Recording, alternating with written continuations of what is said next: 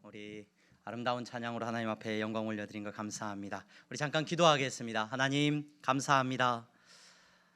사랑하는 우리 향동교회 귀한 성도들이 함께 모여서 부활의 기쁨을 함께 찬양하고 또 고난주간을 보내며 함께 예배하며 주님 앞에 영광을 올려드렸습니다. 우리의 모든 예배를 받으시고 우리 가운데 한없는 은혜를 내려주시는 줄로 믿습니다. 주님, 이 시간 우리가 말씀 앞에 함께 나아갈 때 하나님 깨닫게 하시고 베푸시는 큰 은혜를 누리는 시간이 되게 하여 주시옵소서. 예수님의 이름으로 기도합니다. 아멘. 아멘. 우리 옆에 분들하고 인사하겠습니다. 잘 나오셨습니다. 잘 나오셨습니다. 네, 잘 나오셨습니다. 네. 고난주간 기간 동안에 여러분 가정 예배로 하나님 앞에 영광 올려드리시고 너무 아름다운 모습으로 우리가 함께 할 수 있어서 감사했습니다. 오늘 또 찬양, 아름다운 찬양 감사합니다. 오늘 우리가 칸타타도 있고 또 성찬식도 있고 해서 예배 순서가 조금 바뀌었습니다. 여러분 이해해 주시기를 바라고요. 오늘 예배에 참석하신 여러분 모두에게 하나님께서 은혜 주실 줄로 믿습니다. 오늘 우리에게 주시는 하나님의 말씀은 베드로전서 1장 1절에서 4절까지 말씀입니다. 베드로전서 1장 1절에서 4절까지의 말씀, 저와 여러분들이 함께 읽겠습니다. 조금 긴 말씀이지만 한 목소리로 같이 읽겠습니다. 베드로전서 1장 1절에서 4절까지 말씀입니다. 다 같이 읽겠습니다. 시작. 예수 그리스도의 사도 베드로는 본도, 갈라디아, 갑바도기아, 아시아와 비두니아에 흩어진 나그네 곧 하나님 아버지의 미리 아심을 따라 성령이 거룩하게 하심으로 순종함과 예수 그리스도의 핏부림을 얻기 위하여 택하심을 받은 자들에게 편지하노니 은혜와 평강이 너희에게 더욱 많을지어다. 우리 주 예수 그리스도의 아버지 하나님을 찬송하리로다. 그의 많으신 긍휼대로 예수 그리스도를 죽은 자 가운데서 부활하게 하심으로 말미암아 우리를 거듭나게 하사 산 소망이 있게 하시며 썩지 않고 더럽지 않고 쇠하지 아니하는 유업을 있게 하시나니 곧 너희를 위하여 하늘에 간직하신 것이라. 아멘. 아멘. 감사합니다. 오늘 우리가 베드로전서 1장 1절에서 4절까지의 말씀을 통하여 함께 잠시 말씀을 나누고자 합니다. 오늘 우리가 부활절 예배를 하나님 앞에 드리고 있습니다. 예수 그리스도의 부활하심을 기억하고 또 기뻐하면서 예배의 자리로 우리가 함께 나가고 있습니다.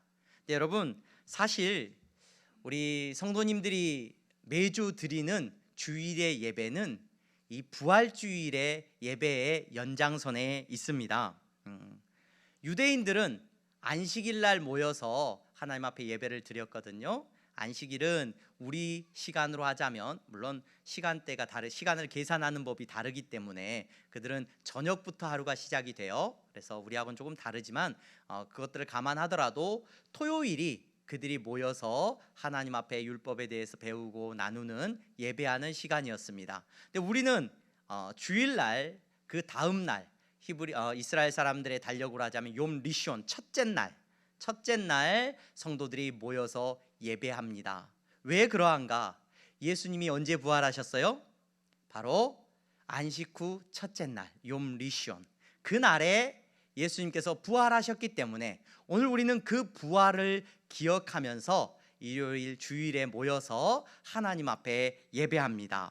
여러분, 이 예배 때마다 우리는 모여서 무엇을 합니까? 성도들은 과거로부터 이 일요일마다 주일마다 모여서 무엇을 했습니까? 그들은 예수님의 부활을 이야기하고 예수님의 부활 안에서 그들은 기뻐하고 하나님을 찬양했습니다. 그것이 오늘 우리가 드리는 예배입니다. 기독교 신앙의 핵심은 그러므로 여러분 무엇이냐? 예수님의 부활이에요. 예수님의 부활. 교회가 가진 모든 의미는 다 이 예수님의 부활 안에 녹아 있습니다. 성도가 가진 소망도, 성도의 모든 삶도 우리는 이 예수님이 다시 사셨습니다 라는 이 놀라운 고백 위에 세워져 있다는 것을 잘 알 수 있습니다. 기독교는 여러분 우리가 가지고 있는 이 믿음은요, 고상한 가르침이나 삶의 어떤 지침이나 깨달음을 주는 종교가 아닙니다. 여러분, 오늘 우리가 입고 있는 이 믿음은요, 다른 뭐 거창한 것이 아니라 단 한 가지, 예수님이 다시 사셨습니다. 예수님이 죽음을 이기시고 다시 사셨습니다. 여러분, 이것이 여러분 우리가 가지고 있는 믿음이에요. 이 생명이 오늘 우리가 모이는 이유예요. 종교적인 어떤 의식이나 어떤 화려함이나 어떤 다른 절차가 아니라 여러분, 예수님이 다시 사셨습니다. 이 소식을 듣고 모인 사람들이 오늘 이 자리에 모여 예배하는 저와 여러분들인 줄로 믿습니다. 여러분, 예수님의 부활을 말하지 않는 교회는 교회가 아니죠. 예수님의 부활을 여러분 믿지 않는 사람이 결코 성도가 될 수 없습니다. 예수 그리스도의 부활이 우리의 믿음의 전부예요. 믿음이 좋다. 어떤 사람이 참 믿음이 좋네요. 여러분, 그 믿음이 좋은 건 뭐예요? 그 사람의 뭐 모습이나 신앙적인 태도나 뭐 예배에 참석하는 거, 종교적인 어떤 활동을 하는 거, 그것이 믿음이 좋다라고 말하지 않아요. 성경이 믿음이 좋다라고 말하는 것은 딱 하나, 여기에 머물러 있습니다. 예수님이 다시 사셨습니다. 이것을 믿습니까? 이것을 믿는 사람을 성경은 믿음이 있는 사람이라고 말하는 거예요. 우리가 사도행전 말씀을 주일마다 살펴보고 있습니다.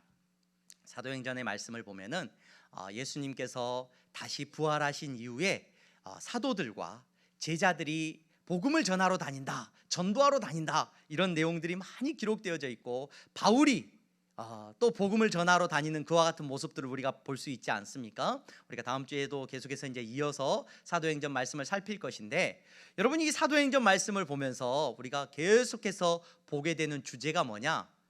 이 사도행전에서도 반복되는 주제는 예수님의 부활이에요. 무슨 말이냐? 가룟 유다가 예수님을 팔고 그가 죽었어요. 그래서 12명의 제자들 그룹, 사도들의 그룹이 한 자리가 비게 되니까 이제 사람들이 모여서 우리 한 사람을 세웁시다라고 이야기를 합니다. 그 이야기를 나누면서 그러면 어떤 사람을 우리가 가룟 유다를 대신해서 제자로 세울 수 있겠습니까? 사도행전 1장 22절에 이렇게 기록을 하고 있습니다. 항상 우리와 함께 다니던 사람 중에 하나를 세워 우리와 더불어 예수께서 부활하심을 증언할 사람이 되게 하여야 하리라 하거늘. 무슨 말이에요? 예수님의 제자를 한 명 왜 더 세우느냐? 왜 사도를 한 명 더 불러서 우리가 다 이렇게 12명을 채워서 무엇 하려고 하느냐? 무엇을 증언하기 위해서?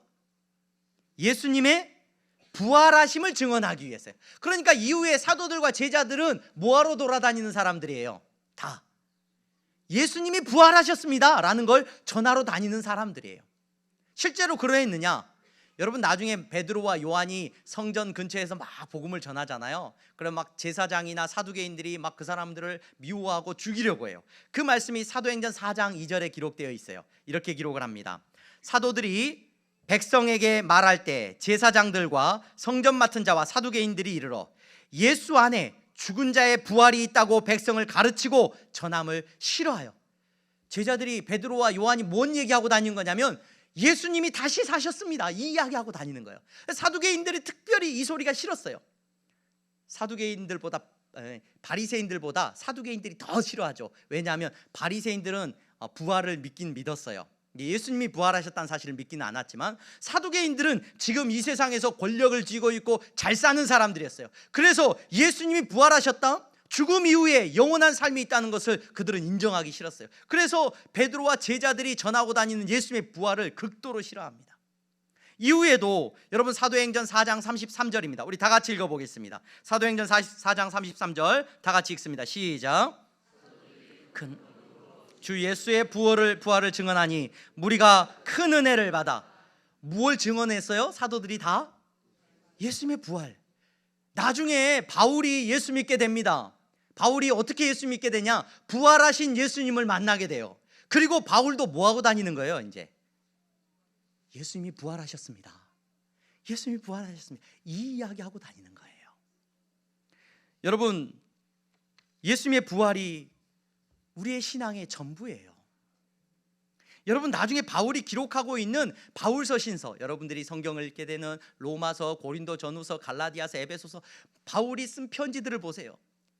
그가 세운 교회들에게 전하고 있는 메시지의 핵심 되는 주제는 뭐냐면 밑바탕에 깔려있는 주제는 뭐냐면 예수님의 부활이에요. 반복해서 부활이 나와요. 다시 사신 예수님 안에서 우리도 다시 살 겁니다. 다시 사신 예수님이 우리의 복음입니다. 왜 그렇게 부활을 반복하는가? 예수님이 다시 사셨다는 것이 도대체 어떤 의미가 있는가? 왜 그렇게 중요한 사건인가? 성경은 우리에게 무엇을 말해주고 있습니까? 예수님이 다시 사셨다는 것은 사망의 권세를 이기셨다는 거예요.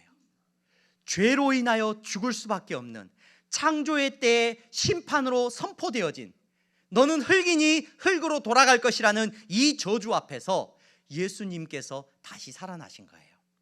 그 살아나심이 오늘 우리에게 어떤 역사를 일으키느냐? 예수님이 다시 사심으로 말미암아 저와 여러분들은 이제 어떤 사람이 돼요? 로마서 4장 25절에 기록하고 있는 것처럼 우리를 의롭다 하시기 위하여 다시 사셨어요. 예수님이 부활하셔서 다시 사셔서 우리는 어떤 사람이 돼요? 이제 의로운 사람이 되었어요. 여러분, 예수님의 부활하심 때문에 우리가 의롭게 된 거예요. 내가 일주일 동안에 내가 힘든데 가정 예배를 일주일 동안 잘 드렸다. 그래서 우리가 의로워진 거예요? 내가 우리 자녀들 싫은 자녀들 딱 끌어안쳐다 놓고 예배 드렸어. 성공했다. 우리 가정이 의로워진 겁니까? 아니죠.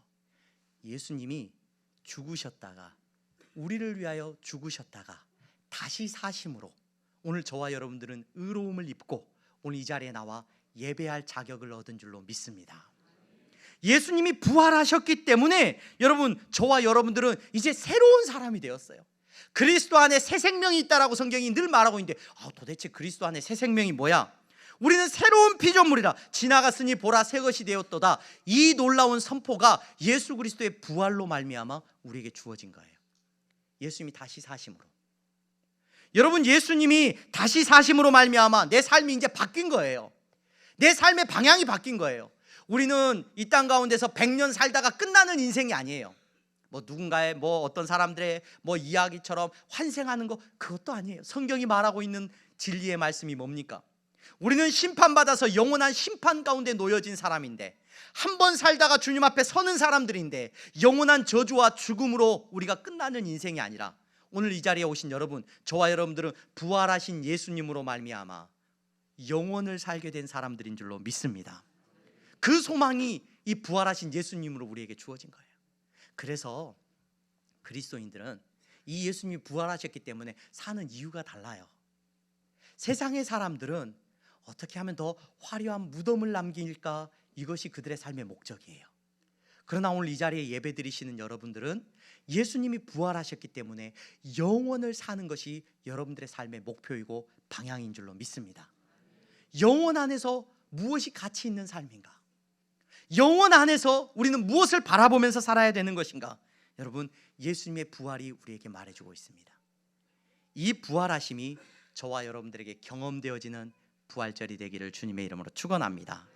여러분, 그런데 제가 오늘 이 설교 시간에 여러분들에게 이 예수님의 부활에 대해서 말을 하면서 조금 더 깊이 말씀을 드리고 싶은 것은, 조금 다른 표현으로 여러분들에게 말씀을 드리고 싶은 것은, 오늘 베드로 사도가 베드로 사도는 편지를 그렇게 많이 쓰지는 않았어요. 베드로 전후서를 기록하고 있는데, 그 베드로 전서, 이 베드로 사도가 쓴 편지, 두 편의 편지 베드로 전서 후서가 있는데, 그 베드로 전서 우리가 읽은 1장에 처음 시작하면서 뭐라고 말을 하고 있습니까? 흩어져 있는 성도들에게 편지를 해요.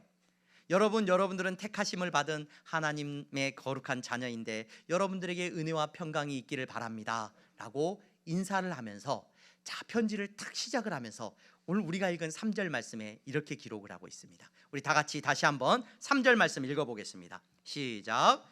우리 주 예수 그리스도의 아버지 하나님을 찬송하리로다. 그의 많으신 긍휼대로 예수 그리스도를 죽은 자 가운데서 부활하게 하심으로 말미암아 우리를 거듭나게 하사 산 소망이 있게 하시며, 이렇게 말을 하고 있어요. 이게 무슨 말이냐? 베드로 사도가 편지를 쓰면서, 성도들에게 편지를 쓰면서 이 놀라운 사실을 확인하고 있어요. 하나님을 우리 찬송합시다. 하나님을 찬송합시다. 왜 찬송하느냐? 우리가 마땅히 모여서 하나님을 찬송한다는 거예요. 주일마다 아마 이 놀라운 고백이 있었을 거예요. 주일마다 그들이 모여서 찬송할 거예요. 왜?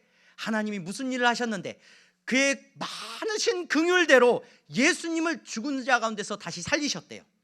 부활시키셨대요. 그 부활하심으로 말미암아 우리가 어떤 일을 겪게 됐느냐?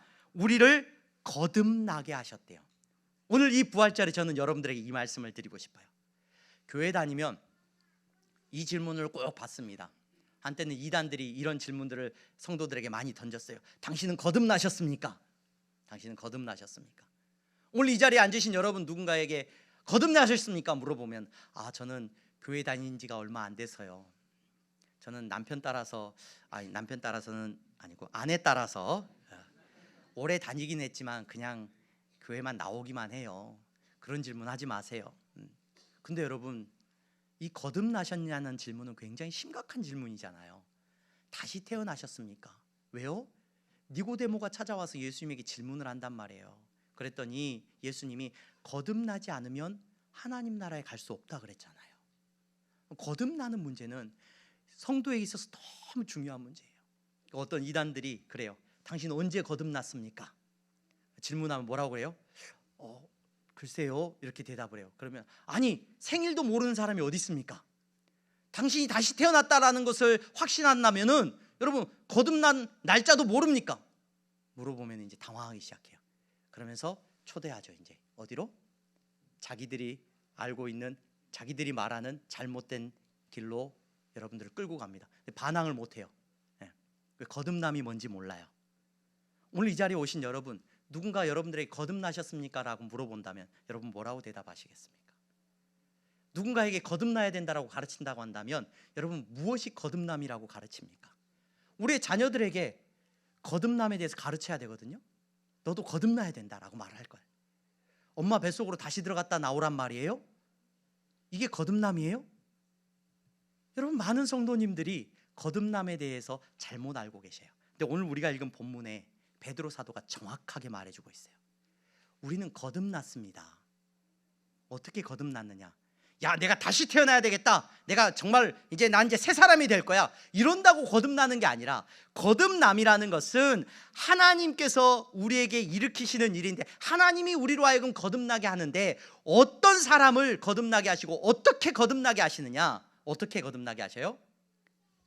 예수님의 부활을 통하여서 우리에게 거듭나게 하셔요. 다시 말씀드리겠습니다. 거듭났다라는 것은 다른 신비하고 막 알지 못하고 막 그냥 어떤 막 영적인 체험을 말하는 게 아니에요. 내 마음속에 그런 막 내가 거듭난 것 같아. 나 오늘부터 결심하고 이제 술 안 마셔야지, 담배 안 피워야지, 내가 이제 더 이상 나쁜 짓 안 해야지. 돌아서면 나쁜 짓 해요. 담배 안 피워야지 결단한다고 담배 그런 분들이 계셔요. 나 담배 안 피워야지 그래서 담배 꼴도 보기 싫어졌다, 이런 분들. 그런 분들은 여러분 기적을 경험한 거죠. 기적을 경험한 거예요. 과거의 죄된 습관을 아무리 버리려고 노력해도 내 결심과 의지가 나로 하여금 거듭나게 하지 못해요. 그럼 거듭났다라는 말은 뭐냐? 오늘 성경이 말하고 있는 것처럼, 베드로 사도가 말해주고 있는 것처럼, 예수 그리스도께서 죽으셨다가 십자가에 죽으셨다가 다시 사셨습니다라는 사실을 듣고 그 사실을 믿게 되는 게 거듭난 거예요. 여러분, 그러면 우리는 거듭나기 위해서 무엇을 해야 되느냐? 제자들이 무슨 일을 했느냐? 다른 사람들에게, 이방에 죽어가는 사람들에게 거듭나게 하기 위해서 무엇을 했느냐? 하나님의 말씀을 그들에게 전한 거예요. 하나님의 말씀이 뭐예요? 예수님이 죽으셨다가 다시 사셨습니다. 이 사실이 여러분들의 심장에 들려지기를 소망합니다. 이 사실이 여러분들의 머릿속에 들려지기를 소망합니다. 성령님은 다른 일을 하시는 게 아니라 이 일을 하셔요. 여러분들에게 예수님이 다시 사셨다는 사실을 깨닫게 하시고 그 사실이 믿어진다니까요. 그 사실이 내 안에 경험되어져요. 예수님이 다시 사셨어요. 그 사실 때문에 내 사는 삶이 바뀌어요. 아까 제가 부활의 의미에 대해서 말씀드렸죠. 죽었다가 다시 사신 예수님이 내 안에 믿어지고 나니까 그 믿어지는 역사가 나를 어떻게 바꾸느냐? 내가 사는 삶을 사는 이유가 달라져요. 이 세상에서 내가 평안함을 이루고 많은 것들을 누리고 이 땅의 것이 전부라고 생각했던 내 삶이 영원한 생명을 믿게 되고 부활하신 예수님을 믿게 되면 그때부터 삶의 기준이 달라져요. 오늘 이 자리에 오신 여러분, 부활절을 보내면서 저와 여러분들은 세상 사람들과 사는 이유가 분명히 달라야 됩니다. 영원한 하나님 나라의 생명을 우리는 누리면서 사는 사람들 아닙니까? 왜 사십니까? 왜 사십니까? 부활하신 예수님을 만나고 나서 바울이 그러했고요, 예수님의 제자들이 그러했어요. 그들이 거듭났어요. 거듭난 건 다시 사신 예수님을 보고 그들은 인생이 바뀌어요. 인생이 뭘 위해 살아야 될지 인생의 목표가 바뀌어버렸어요. 그리고 그 영원한 생명을 전하면서 살게 된 겁니다. 세상의 사람들이 그리스도인들을 이해하지 못해야 돼요. 왜 저 사람들은 저렇게 살까? 왜 저 사람들은 저렇게 살까? 우리 한국에 있는 그리스도인들에게 예수 믿는 사람들을 바라보면서 그리스도인들이 세상을 향해서 드러내는 게 뭐가 있습니까? 왜 사람들은 저렇게 살까? 그런 이야기를 듣고 사는지는 잘 모르겠습니다. 옛날에는 술 마시는 문제 때문에, 제사 지내는 문제 때문에 그런 충돌이 많이 일어났던 것 같아요. 그래서 술 안 마셔 그러면 어떻게 그렇게 살아? 근데 요즘은 별로 그런 것도 없는 것 같아요. 교회 다녀도 그걸 구별하지 않아요. 권사님 한 잔해 그러면서 술 마시는 걸 너무 많이 들었고 봤어요. 집사님도 한 잔해 그러면서. 여러분, 오늘 거룩한 성도의 삶을, 거듭난 성도의 삶을 여러분들이 사셔야 됩니다. 왠지 아세요, 여러분? 여러분들을 통해서 세상은 부활하신 예수님을 믿게 되기 때문에 그래요. 그들이 부활하신 예수님을 만나지 못해요. 이후에 사도들과 제자들 이후에 많은 사람들이 예수님을 믿게 되는데, 그 많은 사람들은 예수님을 만난 적이 없어요. 부활하신 예수님이 그들에게 나타나지 않아요. 그런데 수없이 많은 이방인들이 오늘 우리도 예수님을 믿게 됐어요. 왠지 아세요? 누구 때문에? 부활하신 예수님을 믿고 만난 거듭난 성도를 보고 예수님이 진짜 살아있다, 예수님이 진짜 부활하셨구나. 이 모습이 누구를 통해서 드러나느냐? 거듭난 여러분들을 통해서 드러나요. 그러므로 여러분, 저와 여러분들은 세상 가운데서 거듭난 성도로 살아야 됩니다. 사도 바울은 성도들에게 요구해요. 율법이 아니에요. 예수님이 다시 사셨습니다. 그러면 여러분 어떻게 사셔야 됩니까? 예수님이 부활하셨습니다. 영원한 생명을 얻었습니다. 그러면 어떻게 사셔야 됩니까? 여러분, 골로새서 말씀에 바울이 이렇게 말을 합니다. 땅에 있는 지체를 죽이십시오. 음란과 부정과 사욕과 악한 정욕과 탐심을 버리고 여러분 이 땅 가운데 사셔야 됩니다. 탐심은 우상 숭배 아닙니까? 세상의 사람들이 다 욕심대로 살고 있지만 부활하신 예수님을 믿는 여러분이라면 그 탐심을 버리십시오.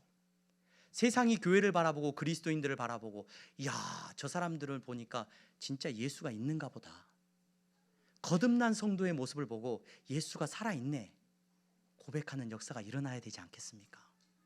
바울이 말을 합니다. 너희는 서로 거짓말하지 마라. 옛사람과 그 행위를 벗어버려라. 새 사람을 입었으니까 이제 그 창조하신 새 사람의 모습을 입고 살아라. 하나님이 택하시고 사랑하심을 받은 자처럼 긍휼과 자비와 겸손과 온유와 오래 참음을 옷 입어라. 그게 거듭난 성도의 모습이다. 누가 불만이 있으면 서로 용납하여서 서로 피차 용서하고 주께서 너희를 용서하신 것 같이 너희도 용서하고 살아라. 세상이 알지 못하는 거듭난 여러분들의 모습, 거듭난 성도의 모습을 보고 세상 사람들도 말할 거예요. 바울을 보고 돌에 맞아 죽어가면서 그들을 축복하는 스데반 집사님의 모습을 보고 그들도 예수님이 진짜인가 보다 고백했던 것처럼 오늘 부활절을 보내는 거듭난 여러분들의 모습을 보고 바라기는 세상이 다시 사신 예수님을 만날 수 있는 역사가 일어나기를 주님의 이름으로 축원합니다. 무슨 일을 하든지 무슨 말에나 일에나 다 예수님의 이름으로 하십시오. 예수님의 이름으로 하십시오. 그분을 힘입어서 여러분 감사함으로 사십시오. 절망 속에서도 저도 그리스도인이라면 술 마시고 담배 피는 거 그게 중요한 게 아니라요. 그럴 수 있죠. 하지만 그리스도인이라면 거룩함과 감사함으로 여러분들이 거듭난 사람인 것을, 복음을 듣고 예수님이 다시 사셨다는 사실을 듣고 다시 살게 된 거듭난 사람인 것을 세상 가운데 보여주시기 바랍니다. 세상은 예수님을 못 만난다니까요. 예수님에 대해서 알지 못해요. 여러분들이 전하는 예수님의 소식을 듣고 여러분들의 모습을 보고 예수님을 만날 거예요. 그러한 역사가 일어나기를 주님의 이름으로 축원합니다. 기도하겠습니다. 거룩하신 하나님, 사랑하는 성도들이 부활절을 보내고 있습니다. 이 부활절의 시간 동안에 주님, 저들이 다시 사신 예수님을 믿게 하시고 거듭난 성도가 되게 하시고 거듭난 성도로서 살아가는 삶을 살게 하여 주시옵소서. 거룩함을 입게 하시고 저들의 모습을 보고 세상에 알지 못하는 그 저들의 모습을 보고 세상도 예수 믿게 되는 역사가 일어나게 하여 주시옵소서.